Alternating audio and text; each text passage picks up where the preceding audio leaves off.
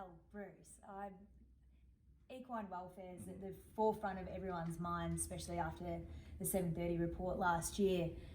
What's your take on it? You're a passionate horse lover. You love horse racing, and it must feel, deeply what happened last year. Look, it did. I'm probably look at it slightly. I'm not inside racing like a trainer or a jockey or a breeder, but I'm heavily involved and have a commitment. But I was shocked and horrified, and there's two ways of looking at everything. But I look at it this way: what can we learn from this? And there's only one thing that matters here, and that's the health and well-being of the animal. So forget all the politics. Let's fix it. And I think the racing industry has responded pretty well, very well. But the key now is, how do we put things in place and have a commitment forever, so that we put an infrastructure in place and have the funding, so that it's just not a knee-jerk reaction, oh, isn't that awful, we've got to fix it up. It's a reaction to, isn't that awful, we've got to fix it up. But this is what we've now got to do for the next 50 years, so that a thoroughbred who's run his heart out, or her heart out, and is no longer a racehorse, has the opportunity to either be re-educated into a different form of competitive life, or to be given a good home, to have earned the benefits of all the hard work. So it's a huge challenge, Katie. It was shocking for all of us. I'll tell you another thing too, is that I mix with a lot of people in racing, and you're one of them, and your reaction and other people that love the animal, and just how deeply you all felt about it rubbed off on me as well. So I think the key to it is, you can't bury your head in the sand. Maybe not everything in that story would hold up to every piece of scrutiny, but there was enough in that story to give us all a heck of a shock, and to tell us things have to get better. Yeah, and the potential of the thoroughbred. You've seen them. You know that they can jump. They can be polo ponies. There's so much potential for them. Absolutely, and this is the exciting thing about it. This is what I love about it, the fact that they can have a second and third life, and that not only are they going to continue to be active and fit and healthy, they're going to be looked after and loved and cared, and they're going to get out there and do the things that we think they love, and we do know. To compete. When I say compete, it's not like they're I've got to get my head in front of you, but it's out in in the open, having a jump, being well trained, well groomed, well looked after, the whole box and dice. So what we're doing is we're, a 4 or 5 year old that might have run his race or her race, or a 6 or 7 year old, suddenly at 8, 10, 11, 12, 13, they are still feeling like they're useful.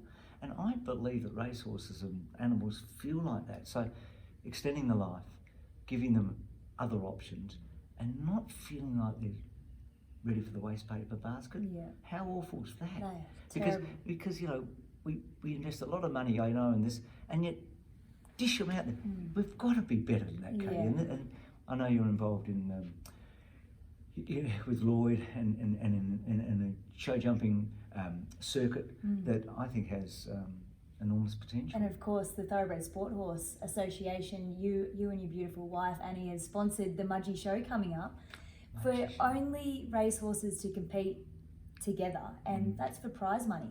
So the people that have taken on thoroughbreds, and obviously it's a very expensive hobby to have, they can go and compete for the prize money at the Mudgee Show, which you've sponsored and supported. Well, we've done a small thing, and I'm through it a bit. Could I ask you, how do you feel about retired racehorses, and when you work with Lloyd at the moment, how much joy is it giving you? So much, and I'm such a horse lover, but the potential of thoroughbreds and anything you do. I've ridden a lot of ex-race horses, polo. They're so tough, they're so versatile. But Lloyd means the world to me, and lucky enough we have a lovely story that he was my last Flemington winner, but he's just so willing, and I think that's the best part about the thoroughbred and the racehorses, is that they love competition, and that's why I'm so excited about the Thoroughbred Sport Horse Association, because we're giving them an extra life after racing. But obviously that means that we need funding, and I just think it's definitely the way to go, and we want to make it bigger. We don't want to just do show jumping, everything. We want to do polo, we want to do dressage and hacks, and I think they're doing a wonderful thing. So if I go to Mudgee, what am I going to see? You're going to see a 90 centimetre class, a metre class, a metre 20 class. That's the best thing about thoroughbreds. They can do anything. And you're going to see prize money for, I think there's 16 participants in every class. And you're going to make someone very happy. And are there other areas besides Mudgee that are having these events? Yes, the Thoroughbred Sport Horse Association is throwing, I think they've got about 40 classes per year.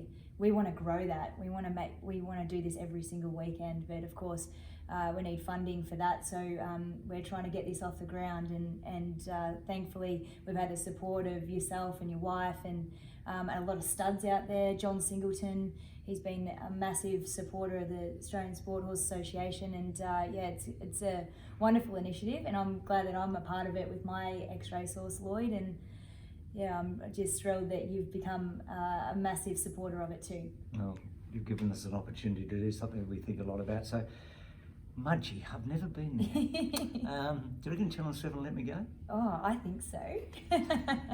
Thank you, Bruce.